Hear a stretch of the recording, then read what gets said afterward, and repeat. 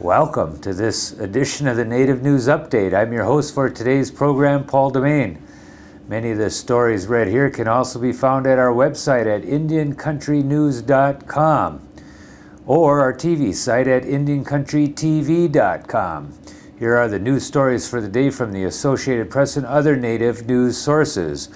Jurors found a New Jersey park ranger not guilty of reckless manslaughter for the deadly shooting of a member of the Wampanoag Lenape Indian Nation. The shooting occurred after rangers arrested Emil Mann on charges of illegal weapons possession and stopped several others for riding all-terrain vehicles in the year 2006. At trial, a lawyer for Ranger Chad Walder said he was on the verge of being disarmed when he fired 3 times in self-defense. Mann died 9 days later. Prosecutor James Suntuli said Mann was unarmed and standing about 5 feet away with his hands up when Walder fired. Mann was 45 and a resident of Monroe, New York. The jury deliberated for 2 days. The charge would have carried a maximum 10-year prison sentence.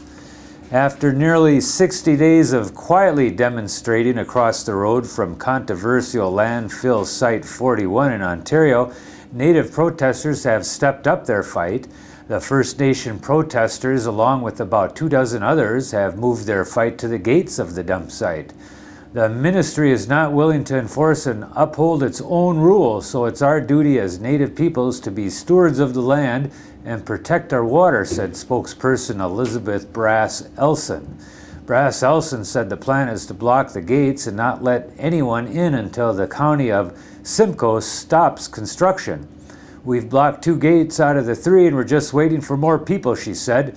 The 3rd gate will be closed too.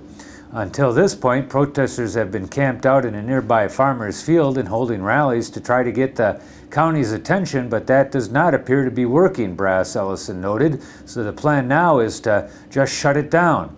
She said she is confident her latest move will force the county to reconsider its decision.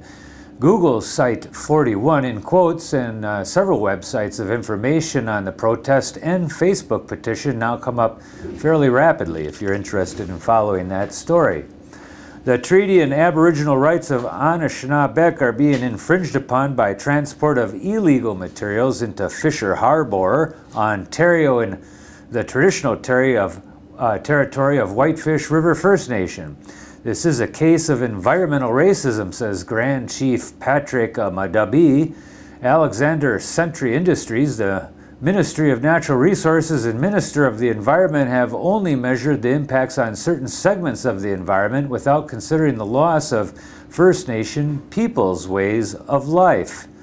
Since 2003, Whitefish River First Nation has been objecting to the storage and shipping of the flux sand, salt, and other metal concentrates at Fisher Harbour, not far from the sacred Anishinaabe sites of Bell and Dreams Rock and the ancient burial grounds of the tribe.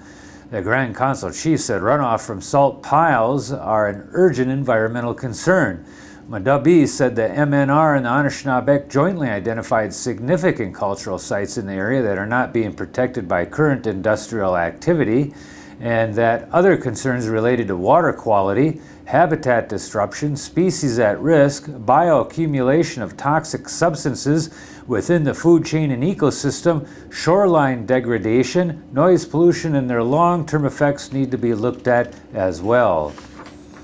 There seems to be political consensus that our healthcare system won't end up like those in Canada or England. Okay, but what about the American version of a single-payer government-run healthcare agency? The Bureau of Indian Affairs sent doctors to inoculate American Indians near military forts with smallpox vaccine in 1834. Perhaps that effort was more self-interest than preventative medicine, but since 1955, the newly created U.S. Indian Health Service became a full-fledged national government-run healthcare network. Health and Human Services Secretary Kathleen Sebulus recently told the Associated Press that the Indian Health Service has been a historic failure, and she promised to improve the agency. The Secretary would get a lot of support for that notion from Indian country. Native Americans are the first to point out how the system hasn't kept up with the need and issues that haven't been kept up with the needs, an issue that will be explored at a National Indian Healthcare Summit in Denver, July 7th through 9th. But this is a complicated issue. As National Congress of American Indians Vice President Jefferson Keel testified to Congress recently, the truth is that the Indian Health Service system is not so much broken as it is starved. Indeed, Yvette Robidoux, the agency's new director, said during her confirmation hearing that the funding shortage is her top concern because IHS has not been able to keep up with its obligations. Those are the words of Mark Trahant, a Shoshone Bannock and former editor of the editorial page for the Seattle Post-Intelligencer. He was recently named a Kaiser Media Fellow and will spend the next year examining the Indian Health Service and its relevance to the national health reform debate. If you want to check more out on the subject, you can go to his blog that's found at www.marktrahant.com. Or you can Twitter. What is that? Hash Indian Health at Twitter. So that little hash is the little number mark there, Indian Health. And find Mark Trahant at Twitter for the updates on his blog. The National American Indian Housing Council of Washington, D.C. announced recently the selection of Miller Willie, a Native American Affairs advocate with extensive experience at the tribal, state, and federal level, as the organization's new executive director. Willie will direct the nonprofit organization's operations and programming, as well as publicity to promote and advance the American Indian, Alaskan Native, and Native Hawaiian housing policy agenda in Washington, D.C. and abroad. Willie is a member of the Navajo Nation, born and raised in Window Rock, Arizona. In 1998, he received his BA in political science from Southern Utah University, and in May 2009, Willie graduated from George Washington University's Graduate School of Political Management, being the first American Indian to graduate from that program. Melinda Walk needs her Canadian customers back, so much she's willing to give them a full value for their currency at her convenience store just over the U.S.-Canadian border, even at a loss of 12 cents on the dollar.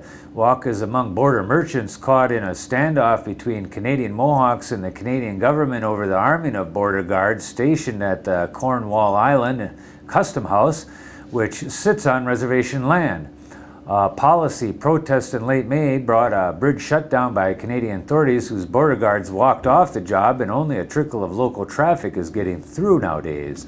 Her store sits on the American side of the St. Regis Mohawk Reservation, less than a mile from the Seaway International Bridge, which spans the St. Lawrence River and connects New York with Cornwall Island and Cornwall. The Mohawks accused Canada of violating their tribal sovereignty by arming the government guards without their permission. The Canadian government closed the two-span bridge just before midnight on May 31st, when Canadian Mohawks rallied briefly at the Canadian Customs House on Cornwall Island. Canadian Mohawks have complained to the government in the past about abusive behavior and racial profiling by those guards.